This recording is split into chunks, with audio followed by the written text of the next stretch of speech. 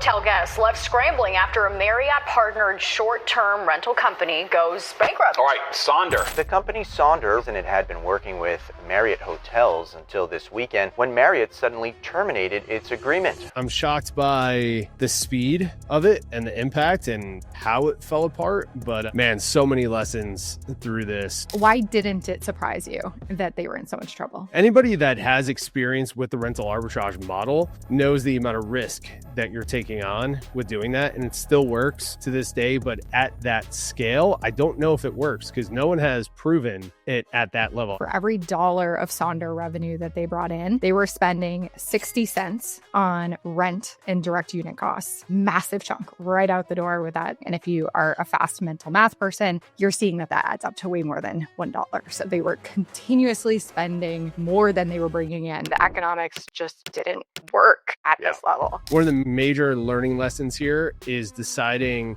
who you are as a company, and you have to prioritize profit over scale. At the end of the day, if you're not profitable, your company's going to collapse. Welcome to Get Paid for Your Pad, the definitive show on Airbnb hosting, featuring the best advice on how to maximize profits from your Airbnb listing, as well as real-life experiences from Airbnb hosts all over the world. Welcome. Get paid for your pad. Get paid for your pad. Get paid for your pad. The news that rocked the industry recently is that Sonder, who was once valued at over $2 billion, completely shut down. I was reading threads on Reddit where guests in Chicago were literally kicked out of their room mid-stay in the middle of a snowstorm. We had an early snowstorm here in Chicago, and the industry is reeling. So on this episode, we wanted to dissect what we know. It is a publicly traded company, so there is things that we can see about the internal workings of Sonder and what might we learn as smaller operators, the 1 million to 5 million plus short-term rental operator that we tend to work with through RPM from this debacle. Welcome back to Get Paid for Your Pad. I'm Kaye, head of marketing here at Freewyld and Freewyld Foundry. I'm here with Eric Moeller, our CEO. What is up, Eric? Hello. Yeah, this is crazy news. I'm not shocked by it. I think everyone who's been in the short-term rental space they've always been playing like the fine line between the ultimate scale and ultimate collapse. And a handful of times they've been at that place where everyone's like, hey, what's happening to this model? And during COVID, when all the big rental arbitrage companies that had all the VC backing, when they all started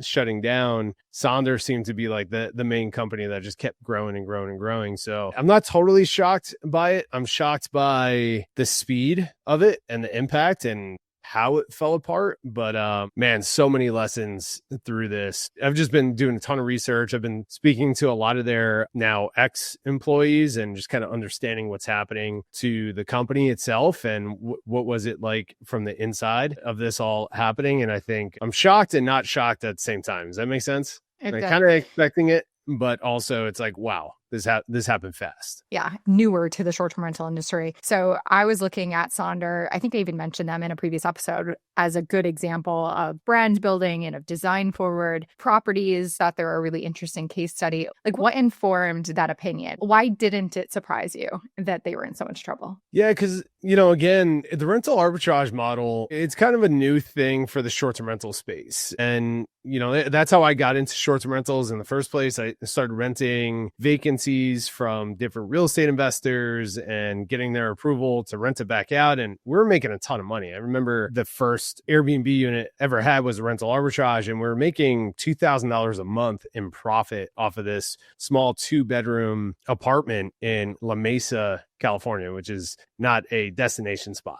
Right. I was just blown away by it. And as we started growing that model, I started getting really, really nervous about the amount of capital you have to put out and how much you have on the line for these rental arbitrage units. And I started recognizing that early in my career. And that's when we started switching to the property management side, because I'm like, hey, we're not making as much money, but there's no risk to this other than, typical business risk. We're not buying furniture. We're not guaranteeing leases, all of this. So the arbitrage model, it works, but at scale, it's just been shown time and time again that at scale, it's not a great model for the short-term rental space. And, I remember when Sonder really started growing and when they moved into the San Diego market, they just started leasing up everything. They just started leasing up all the biggest, apartment buildings and brand new condo buildings and boutique hotels and all this stuff. And when we were looking at their listings, they were doing a great job with the operations and the branding and, everything from that standpoint, but their pricing was always terrible. They just we realized as they were raising, I don't know if this was intentional, maybe it was, but it seemed like what they were doing early in the game was they were focusing on occupancy over profitability. So they would slash their prices and just get people into their apartments and into their listings so they can show hey, all of our units in all these markets are 80% occupied. This model's working. It's going to grow. We just need more money, all of that. And it did work for them for a long time. And getting to a $2 billion valuation and building the brand that they built was amazing. The partnership with Marriott seemed to be amazing. And that was incredible news. But that seemed to be the demise of their brand, which is crazy to think about, and we'll get into that. But yeah, it's anybody that has experience with the rental arbitrage model knows the amount of risk that you're taking on with doing that, and it still works to this day. But at that scale, I don't know if it works because no one has proven it at that level. I think 9,000 units they had? Yep, I think it was right around. Yep. Yeah.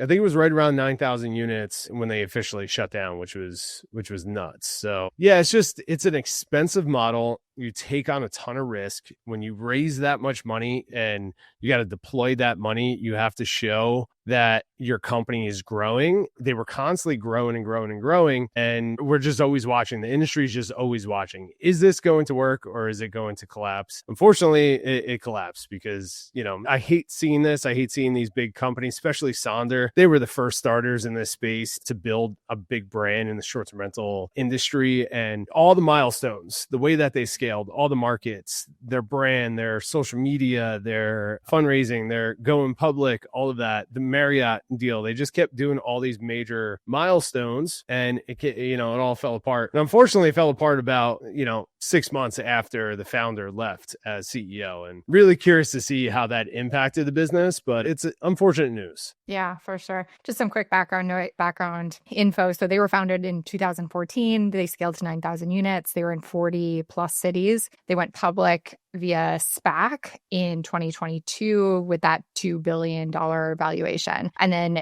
in 2024, that was when they partnered with Marriott for a long-term licensing deal. Supposedly that gave them some liquidity and was supposed to help with distribution and those types of things. And then everything fell apart on November 10th of this year, 2025. I have some really interesting data from their balance sheets. So this is from 2024. So apparently 2024, for every dollar of Sonder revenue that they brought in, they were spending 60 cents on rent and direct unit costs. Massive chunk right out the door with that rental arbitrage model. And then they spent another 30 cents on operations and support, basically running those properties, like the maintenance and all the people that you needed to keep those buildings operating and, hopefully maintained and all of those things. Another 20% on basically corporate. So all of the executives and public company costs, 15 cents on sales and marketing, and then another 3 cents on product and engineering. And if you are a fast mental math person, you're seeing that adds up to way more than $1. So they were continuously spending more than they were bringing in. The economics just didn't work at this level. Anything stand out to you in that list? I mean, again, it's, the amount of liability that you have to take on with these leases. And this model, the arbitrage model, works well when you're centralized, right? And it's been happening in multiple different industries and the hotel industry for a long time as well. The challenge with the short-term rental space is that our units are spread out all over the place. And they scaled so freaking fast And I think we just did a podcast on like just the profitability and like, we talked about Freewyld being profitable for the first time. And it's like, we developed this company and with the idea of like, hey, we have to drive profit. And like, we're going to say no to ultimate scale and VCs and all this stuff if that means that we have to sacrifice profit. Because at the end of the day, what's the point of growing these companies? And you see this a lot with VC-backed companies where they have a model that grows, they see a lot of success, they have a model that is scalable, so they raise a bunch of money, and then they have to keep raising, and then they go public to bring more capital in, and then they put these deals together, just constantly trying to bring capital in. But things like this, at the end of the day, if you're not profitable, your company's going to collapse. And what's really interesting is I think as entrepreneurs, and especially in this space, we think the bigger the company, the more successful they are. And because they had a lot of listings, at the end of the day, they're in the same position as a property manager that has 50 listings, that's doing $2 million, but is upside down on expenses, upside down on any capital that's coming in. So it's like, it's all the same game. And I've shared this a lot. It's when you talk to founders and CEOs of these bigger companies, they're all solving the same problems that we are at any scale. It's just bigger numbers, right? So yeah, when you're upside down on liabilities like that, it's going to collapse eventually. I spent some time for everyone, like just go on LinkedIn and search Sonder and look at their team. The amount of directors and, senior managers and all these huge titles they had in that company were unbelievable. And that's where a lot of money goes, right? And obviously they have their leases, they have their furniture,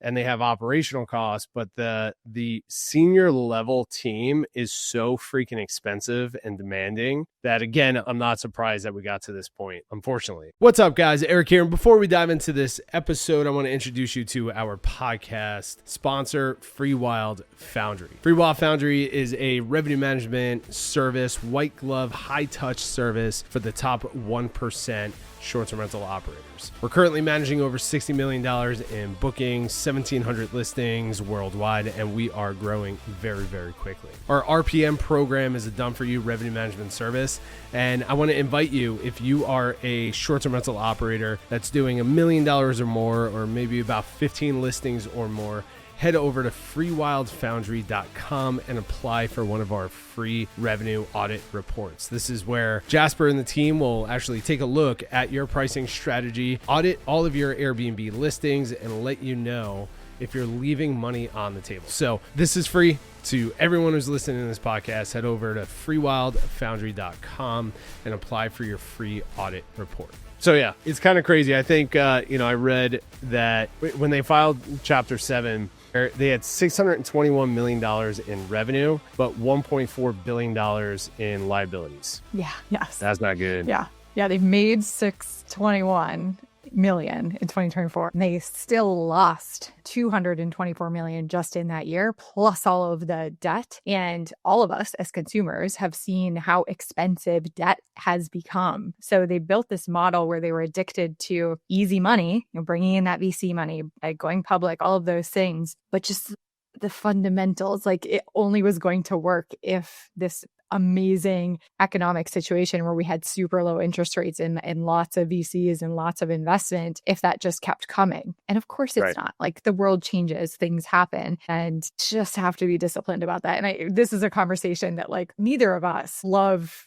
chatting about the nitty gritty of the numbers. Like it's just not our favorite conversation, but it's so dang important. So dang important. Because without it, you don't have a business. Another thing I thought was interesting is, like you mentioned, they seem to be kind of chasing occupancy, but they were getting really good results with their RevPAR. It was growing, I guess it was 13% year over year. Occupancy was sitting at 86%, but still just that negative cash flow. You can't dig yourself out of a hole that you're still digging. Yeah. And their fixed costs are just through the roof, right? In that model. And, I'm really curious, anyone who's listening that is running a successful arbitrage company, I'd love to hear from you guys, because I've been out of the arbitrage game for a long time, but I do know that there's a lot of companies that are still doing this at scale, not the size of Sonder, but there's still a lot of people that believe in the arbitrage model. And I think it can work on a micro level with the right deals and the right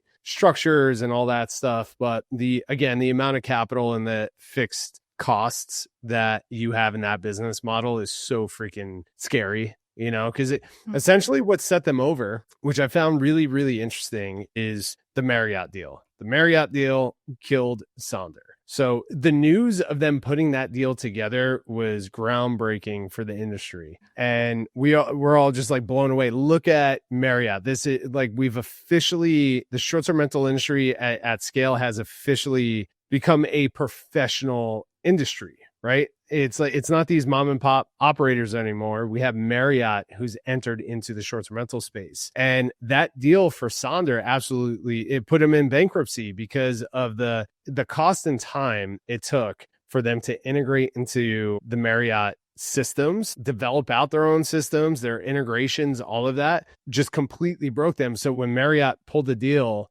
that completely collapsed the company. And I think it was the same day or a couple of days later, they had to file for Chapter 7, which is really, really scary. So even though they had this awesome deal in place, doesn't mean that they obviously were successful with it. So we have to always weigh those options as well. I think that tells an important story in entrepreneurship is just because it seems great on paper, you have to understand the lift and the time and the risk that it takes to partner or enter into some type of deal like this. And unless it's something that you're 100% confident in, take your time with that process. And, unfortunately, this has not only put Sonder out of business, but I'm really curious to see how Marriott reacts to this with short-term rentals in the future. To me, when I was researching the Marriott deal, it's like it was obviously huge brand recognition to be partnered with Marriott on paper and just in your gut. Like that seems like it should have been a no-brainer for them to say yes. But it sounds like it injected some more liquidity into their balance sheet again, looking for that cheap money. But what was interesting is that Sonder chose to develop their own PMS from the beginning. So they wanted to be both this short-term rental company and offering the hospitality side of things, but they wanted the tech tool that was custom so that they could kind of earn that tech valuation when they went public. Yep. And at least in 2024, it doesn't show like that was a massive percentage of their spend. But that was one of the things that made that integration into Marriott system so hard, is because they weren't using software that everybody knew. It was this custom built thing. And then they had to service that software and basically foot the bill for that integration that wasn't just going to like click into place. So if they were looking for Marriott to be a lifeline, like no single thing or single person or single company or single injection of cash was ever going to save this sinking ship. It was just bound to happen. And it became a single point of failure because they were like fully reliant on being the thing that makes them finally successful. And it didn't, which, crazy. I think the lesson there, just to extrapolate a little bit, because we're not getting approached by Marriott anytime soon, unfortunately. Actually, I should put that out into the world. Freewyld would love to be partnered with a really big company in the future to help us expand to new markets. Yes, all of those things. But I think it's important to look at your business and look for any of those single point failures. So like if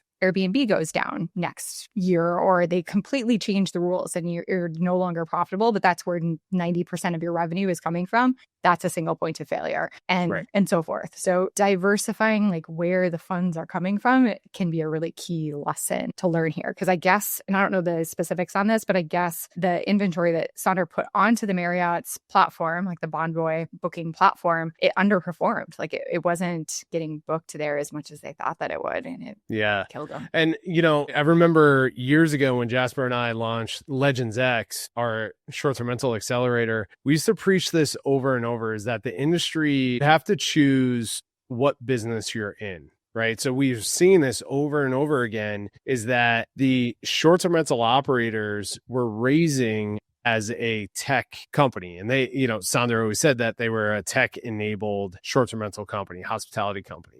And you're building multiple businesses at the same time. So this new model of arbitrage of taking a hotel and spreading out the rooms throughout a city and running that successfully is insanely difficult. And then on top of that, raising capital at a tech valuation to build your own PMS software, your property management software, all the tech, all the moving parts behind that, those are all separate businesses within themselves, right? And it's not impossible to do this. We see, titans all around the world creating companies that have multiple different verticals to them. But I really do think that in our industry, we have to decide what avenue we're going. What do we identify as a company? What avenue are we going into? And it's the same thing with Freewyld Foundry. When we chose to do our RPM, our revenue and pricing management service, we specifically decided that we're only going to do this one thing, and we're going to be the best in the world at this one thing. And we turned down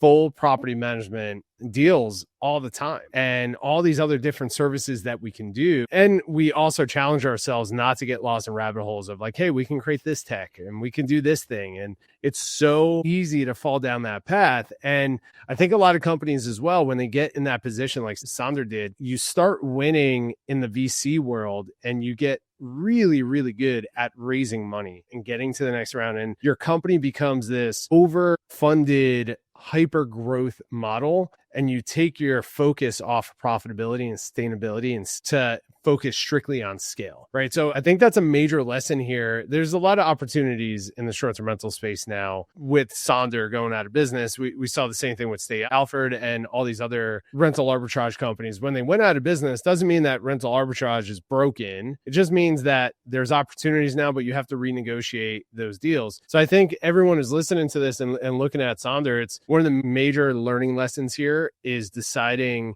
who you are as a company, and you have to prioritize profit over scale. Because at the end of the day, I mean, this is a perfect entrepreneur story here, is you can scale, and everything on paper looks great and everyone's getting their salaries and all this thing. But if there's no profit at the end of the day, that's the lifeline. That's the life support of a company. If you don't have that, you're eventually going to hit a wall, and you're either going to have to completely scale down or do what Sonder was forced to do and file for bankruptcy, which is very, very unfortunate. Yeah, there's lots of stories that popped out that were negative about Marriott too. I'm curious what's going on over in their boardroom, like just talks of guests reaching out to Marriott for support when all this went down, and they basically just told them to do a chargeback on their credit card and sorry, hope you find something to that was wild. Find a place to sleep kind of response, which is wild. That was the first indication that I saw about Sonder. Was I think it was in Chicago or somewhere. Someone posted on LinkedIn a screenshot of an email that Marriott sent out to all of their guests saying like, hey, you have X amount of hours to exit the property. And everyone's like, what is going on? What is happening? And I think the very next day, it was 24 hours later when they made the announcement that they severed ties with Sonder. And then I think the next day after that is when Sonder announced that they were filing for bankruptcy. And it's like that fast is insane. And then if you look at, the amount of listings that they have and the amount of people that were put in that situation, I mean, it's pretty wild. It's pretty crazy. I think they were forced to do it. And hopefully this is a lesson for many, many companies that are exploring the arbitrage model on how to structure this correctly. Yeah. So this is leaving a huge vacuum in the short-term rental world. There's now all of these empty buildings, these 1,400 employees. What opportunities do you see? I hate to even word it this way, but like from this disaster, is there any way to make good out of it as the average short-term rental CEO? Yeah, of course. I mean, our approach is we want to talk to as many employees because Sonder ran a great company, right? Outside of the financial side, right? They ran a great company. They've been around for many years. They expanded into 40, 50 cities worldwide. They had up to 9,000 units. I know people that worked for Sonder and they ran a great company, team culture, the whole thing. They had a lot of talented humans in that company. So there's a huge opportunity. There's 1,400 people around the globe right now that are seeking positions within this industry. So for us, we're reaching out to the revenue managers. We're speaking to the business development team. We're speaking to as many team members as we can to not only see if we can bring people into Freewyld and help us with our mission, but also point them to operators that we believe believe in that are growing, or point them into different opportunities, right? So I think that's a huge opportunity. I would highly suggest everyone who's listening, if you guys are hiring, or if you know people that are hiring, get onto LinkedIn, search Sonder, look at their people section, and just start talking, reaching out and seeing if you can build connections there. That's huge. And, I can guarantee you all the companies that are hiring, they're doing that now.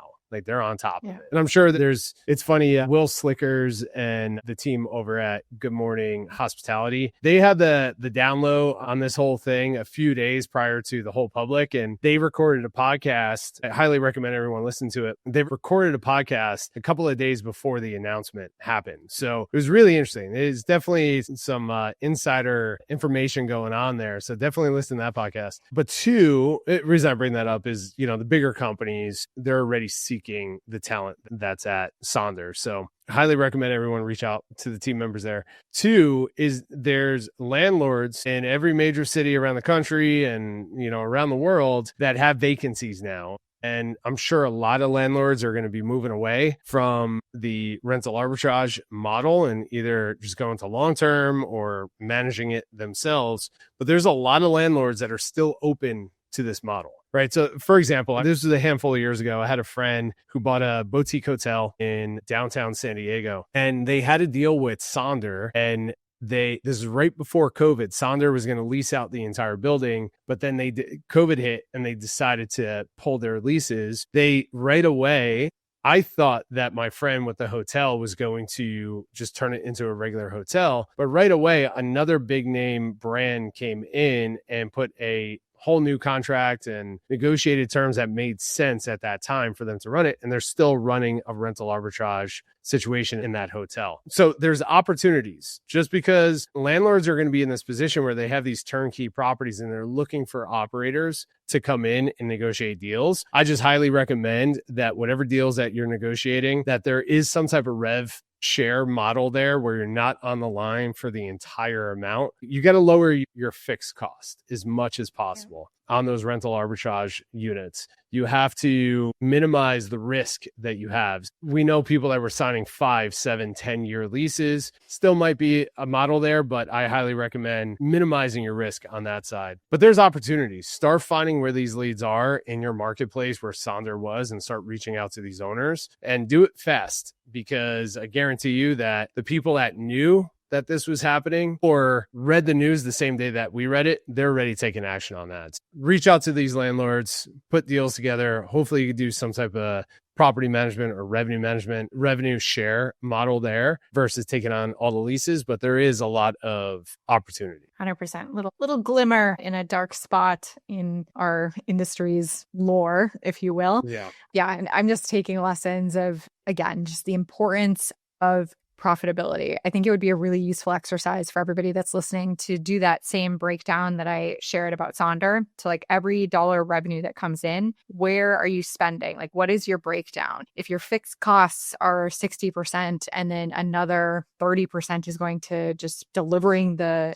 service or the product that you're offering, you don't have any room for marketing. You don't have any room for leadership or just the market to change, which it is going to do as we continue to see over time. So pay attention to that. And then also, again, looking for those single points of failures. If you're over dependent on one channel, one partner, one anything, you always want to have kind of an off ramp or like a way to pivot if that necessity comes to light. So this is just what we've been learning. Do you have any final words of wisdom, Eric, that you want to leave us with? I think that pretty much summarizes it. Pay attention to your profit. You got to pay attention to your model. Hearing you break that down, I realize that the challenge with being a tech-enabled hospitality brand in the short-term rental space is, in the tech world, your fixed costs have a ceiling to it in theory, right? You build your team, you build your tech. It gets to a point where the more clients that you put into your tech or your service doesn't impact your fixed costs, right? So profitability just scales through the roof. You don't have that in the rental arbitrage model. Even if you have tech in your company, every unit that you take on is more and more fixed costs. Your costs go through the roof. And if your clients, your only source of revenue is coming from nightly stays, but you're still building tech, taking these things on, because you only have one product that you can make money on at one time. Does that make sense? You have one door, You can only sell that one door for one night, right? You can't sell it multiple times. So that's the biggest challenge with this model. And that's what scared the hell out of me in the beginning stages of me growing my rental arbitrage model. Was I was thinking, I'm like, if anything happens here, I'm on the line with these leases and I have zero assets. The only asset I have is the cash flow that's coming in through the stays. So if anything happens to that, a market crash, I mean, this is before COVID. I didn't know COVID was around the corner, but COVID came and shut down markets all around the world. That's going to put you out of business really, really quick. So you got to pay attention to those single points of failure, as you mentioned, your profitability, and understand what lane you're in and do your best to stay in that lane until you have something that's running as a machine and is profitable, and you can take some of that profit and start investing and testing it on certain things. So yeah, just because these companies are huge and growing, they're raising a ton of money and they have all these big partnerships, doesn't mean that they're better at business than you, regardless of the size of your company. Boom. Mic drop. Thank you so much for listening to Get Paid for Your Pad. If you enjoyed this episode, please leave us a 5-star review. We appreciate every single one. Thank you. And we'll see you next time. Thanks, guys. Get paid for your pad. Get paid for your pad. Get paid for your pad.